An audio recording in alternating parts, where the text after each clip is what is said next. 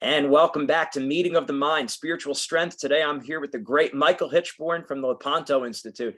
Michael, thank you for joining us again. Oh, thanks for having me on. Repeat guest. Make sure you check out the show that we did before. I think that was during lockdowns and everything. Yeah. But so we've been talking about a lot is Fatimists need to be monarchists. Monarchists need to be Fatimists. It works both ways. And a lot of people ask, why do I need to be a monarchist at all? And I know we spoke about this before. You have a lot of great insights about this, so I'll let you take it from here. So matter follows form, right?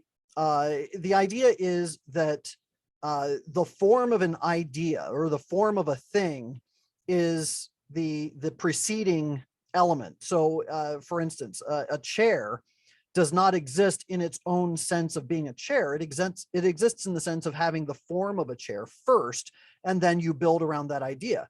So in a similar respect, when it comes to political philosophy and political structures, the form of the governance of a people always precedes, or the matter of the governance of the people always follows the form of the spiritual and moral impetus of the people behind it. So, for instance, when you look at a tribal system, the tribe always follows kind of a patriarchy. You've got a patriarch at the top, and their whole system of belief is patriarchal, and they keep things local and they keep things small. But when you look at what happened in the pagan world, the pagan ancient world, they started building their theology around the government. You had the pharaohs, for instance, were gods. This was kind of born out of a misguided understanding of the nature of authority, who has authority, where authority is derived. But at the end of the day, it developed over eons through the Greek system and then ultimately through the Roman system into a form of, for lack of a better word, for a form of democracy, where the people, the will of the people, is what was brought about by the plebes and the Senate, and then executed by the emperor.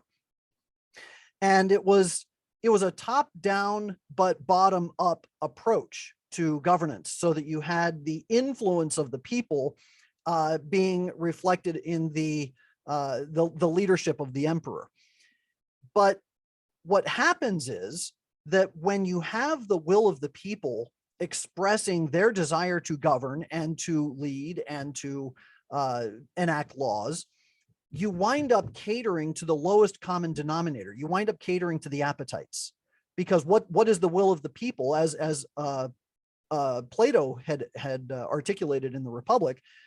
The will of the people is represented in the appetites, the lower appetites specifically. And if you have the lower appetites ruling the head, well, then you wind up with a disjointed system. You wind up indulging those appetites. So the pagan system of rulership was very much an appetitive type of governance. But what happened after the fall of the Roman Empire is very interesting. Rome fell in around late 300 or early 400 AD, and or began to fall at that point.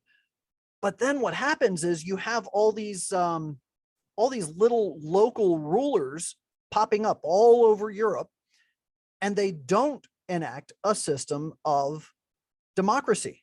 In fact, they go for a system of kingdoms. You have these little kingdoms popping up all over the place. Now, why would they go to a kingdom as opposed to a democracy? Which is what, I mean, they pretty much knew only a democracy up until that point. So why would they go to a kingdom? And the reason is because they had already become Christian. And the Christian ideology looks to Christ as the head of the church. And as a reflection, the king then becomes an executor of the kingship of Christ. And this idea of feudalism was born out of this, which means that the kingdoms that came about all over Europe were not only Christian, but they were a reflection of the governance of heaven itself. And when we turn back to this idea of democracy in the modern world, what we're doing, we're not only upending the Christian ideology of governance, but we are then also saying that we want to have a regular system of revolution throughout our form of governance. We're going to, in an unbloody way, we're going to decapitate the government every 4 years and replace it with a new head. So it's revolutionary in the sense that it is ever revolving. It's always changing, instead of having something that is stable and based upon something that is firm and unmoving, which is the Christian form of monarchy. Right. And that stability would be closer to that mimics more the truth, right? The truth never changes. So when you have Right. stability, it never changes. I guess a lot of people then worry, well, what if the monarch was corrupt? And you're going to not have stability. Like you're almost like hedging your bet, the way people are looking at it, I guess. Yeah, well, you are, but God gives us the leaders that we deserve, right? If we are a faithful people, we will have faithful rulers. And sometimes we'll have oppressors, but that's not necessarily a form of punishment, but a way of perfecting the people under which the ruler exists. And you know, even in the democratic system that we have now, we can very easily say that we are enduring that at this present time. We do have the rulers who are completely out of their minds. I mean, they are mad. They're mad in the fullest sense of insanity.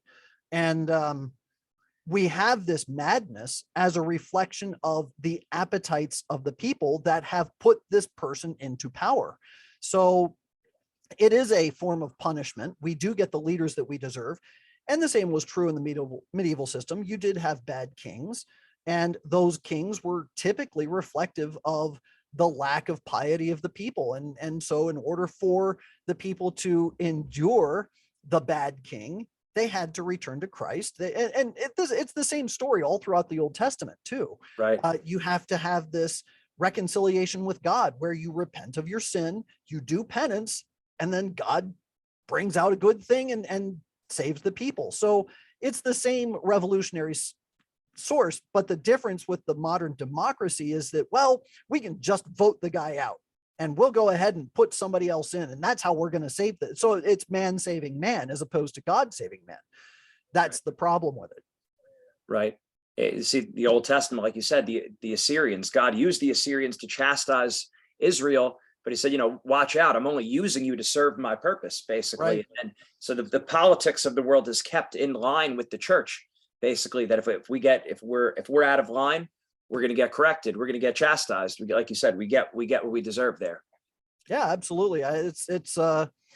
It's standard form at this point, and you can see the cyclical nature of it all throughout human history.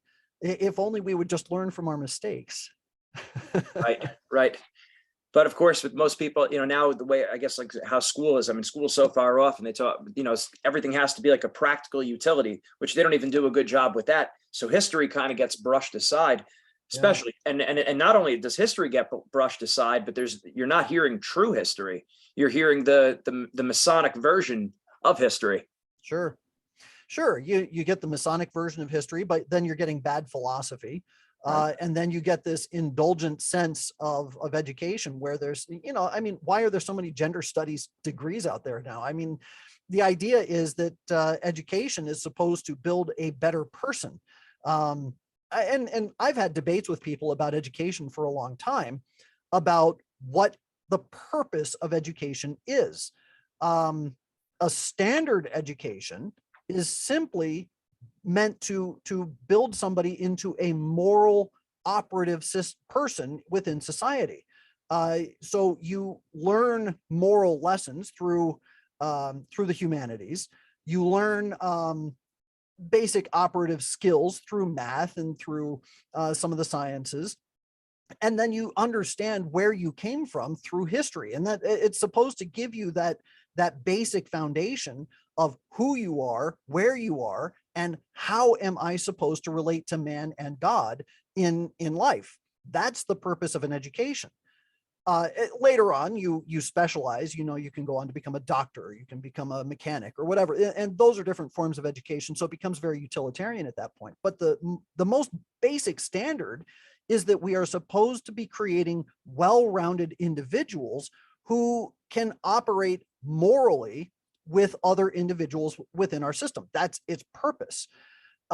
So in the modern education system now, it's all predicated on, well, we want to make sure you feel good. We want to make sure that you have a good sense of your own self-worth. We want to build up your self-esteem. And they wind up watering down the nature of the education.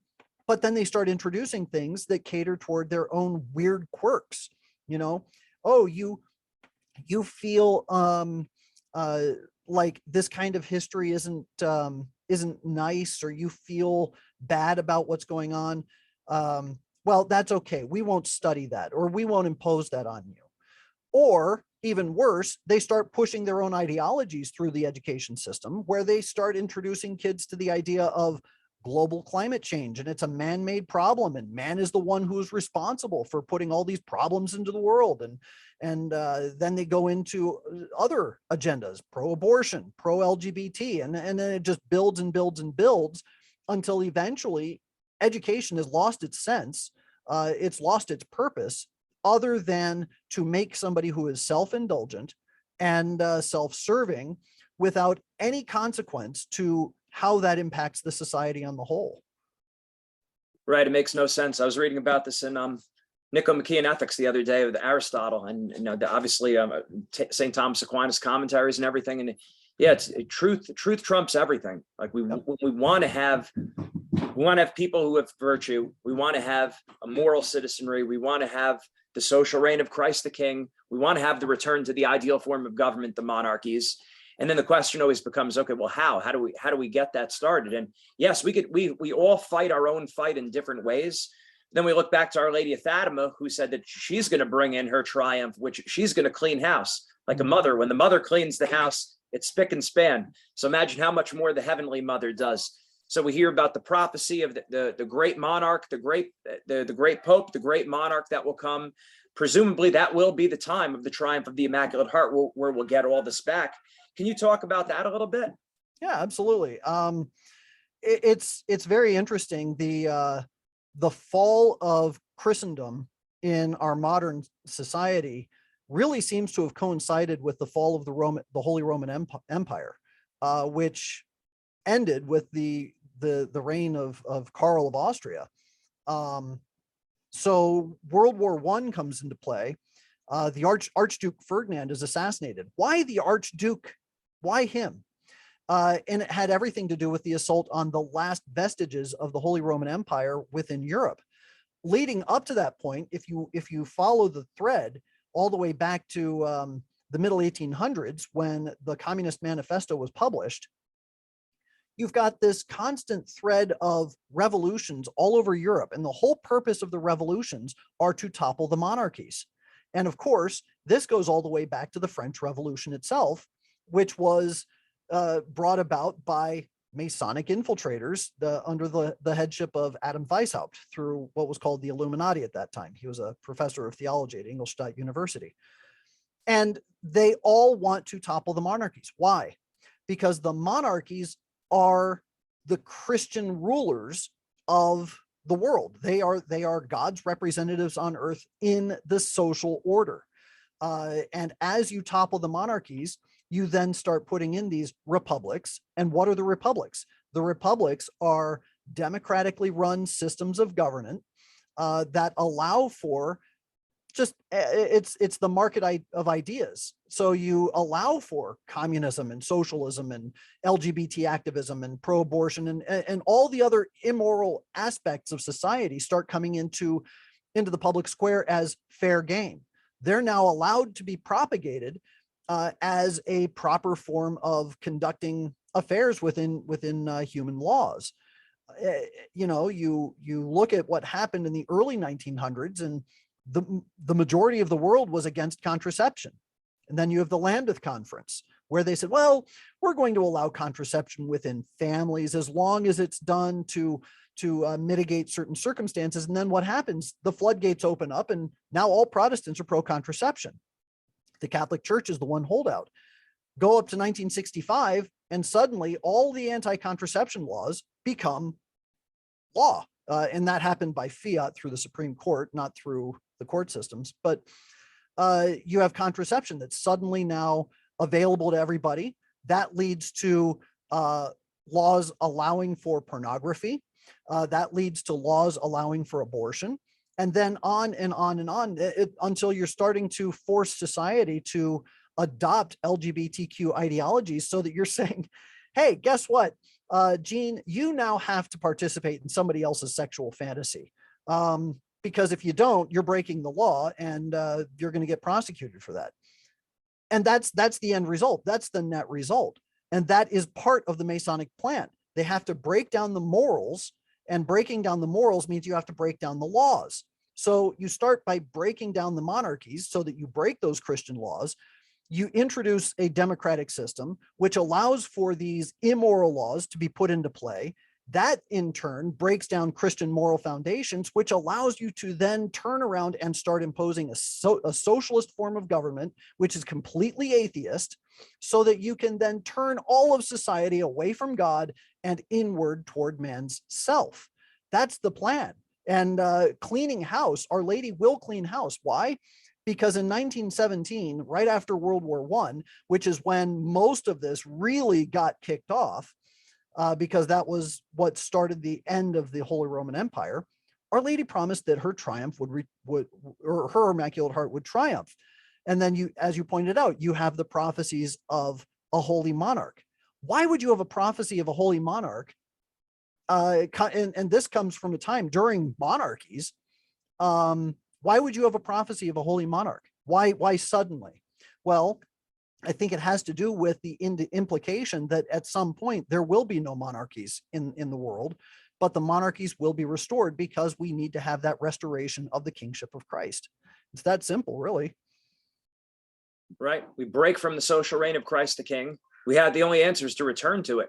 And how do we do it? And that's where is it going to be all of us just pulling ourselves up by our bootstraps, or is it going to be a divine intervention? Of course, like throughout salvific history, it's us cooperating with the grace. Our Lady promised it's going to happen. It's going to happen. The question is when. How devastating do we want things to get before enough people step up and do the things Our Lady said to do? And as far as the faithful of what we have control over, we can't control the Pope and the Magisterium. We could maybe write to them or request certain things. But as far as on our end, we have our mnemonic, Roman Catholic SOS, Rosary daily, consecrate ourselves to her Immaculate Heart, scapular, wear the brown scapular, offer up our sufferings, and Saturdays, the first Saturday devotion, that when enough people do that, then we'll finally see the triumph of the Immaculate Heart. So she'll reward us for doing what she told us to do, but it comes down to us taking that action, cooperating with the grace. It's not going to be something we just solve on our own apart from Our Lady. Right. Well, it's I'm trying to remember how that phrase went. Somebody wrote it once. God created us without us, but he will not save us without us. And in that same respect, we do have to participate with that grace that God affords us. Going back to the Old Testament, you have the Assyrians that come in, and the Babylonians and all that after them. And God warns the northern kingdom, says, look, if you just submit, if you would just go along with this chastisement, this punishment that I'm sending you, this just punishment, if you just give in and go into exile, you'll be returned in a few years and everything will be fine. But no, they're obstinate, and they sit there and they put their backs up and they say, no, we're not going to go. We're going to fight. Why? Because God's always with us. So where are the prophets? Let's get the prophets to talk to us. And what do the prophets say? Go into exile. And what do they say? No. And they're obstinate. They're obstinate against even God's prophets. And what happens is they get annihilated. They are completely devastated. And the atrocities that took place, the horrible things that happened to the women and children, and just the horrible deaths and sufferings that they endured, because they would not obey. They wouldn't submit to the chastisement. We are being chastised both in society and in the church, and we have to understand that. We're not going to be able to get out of this suffering, this current blight, until we acknowledge that we are being justly punished. We embrace that punishment as a penance, And we say, okay, Lord, I submit myself to all the suffering that has been brought upon me. And I pray that it may end soon. And we follow the precepts that Our Lady gave us. As you pointed out, the rosary, the scapular, the 5 first Saturdays, praying for the Pope, praying for the bishops. And we do that. We follow what Our Lady said.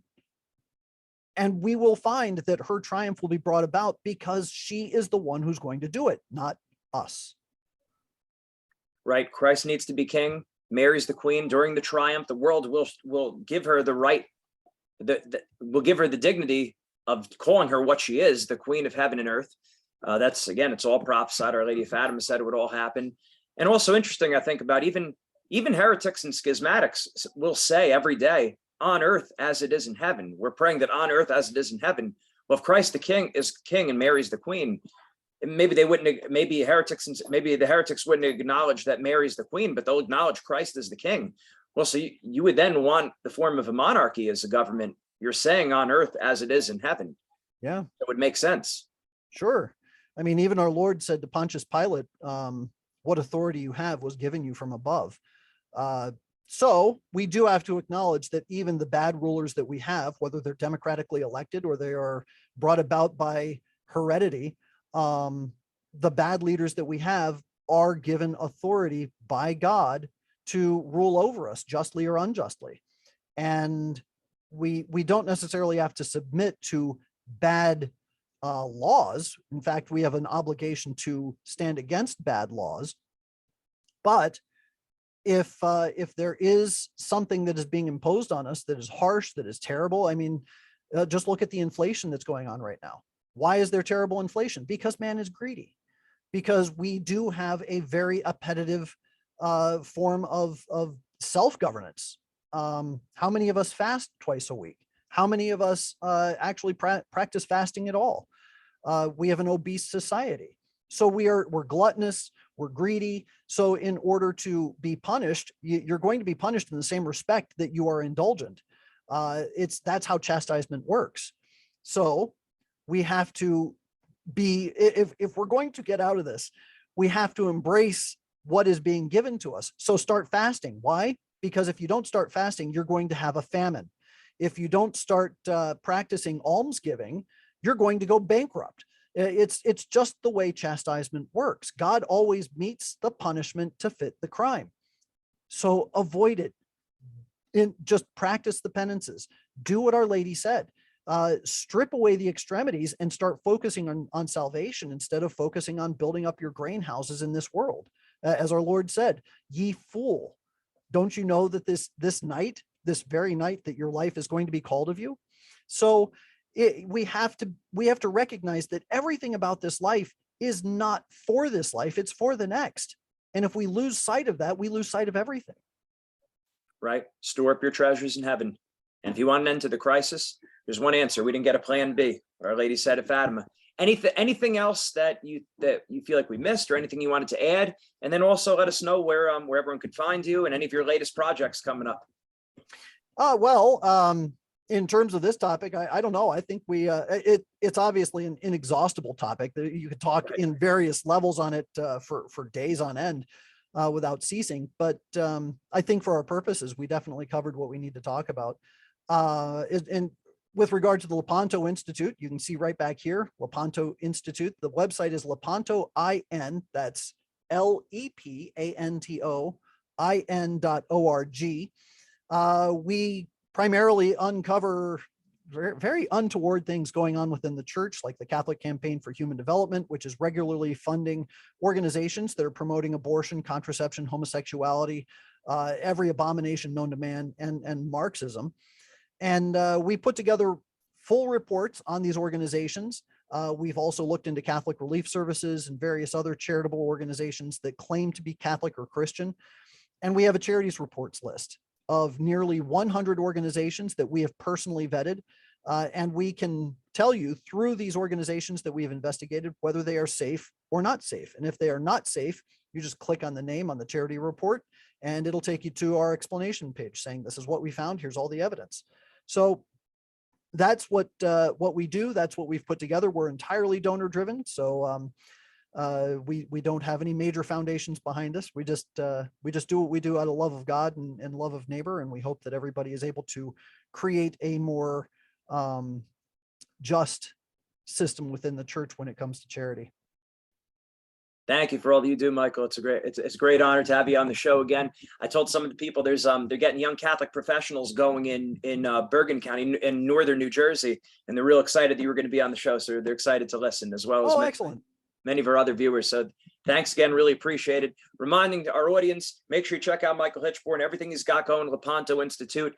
And remember, these are not thought-provoking shows. They're not limited to being thought-provoking. This is action-provoking. You have to take action. If you want an end to the crisis, there's no plan B. You need to follow Our Lady's commands of Fatima, Roman Catholic SOS, rosary every day, consecrate yourself to the Immaculate Mother, First Saturday devotion, offer up your sufferings, and scapular, wear the brown scapular. Do those 5 things, you give ourselves the best chance to get out of the crisis. Thank you again. Have a great day. God bless you.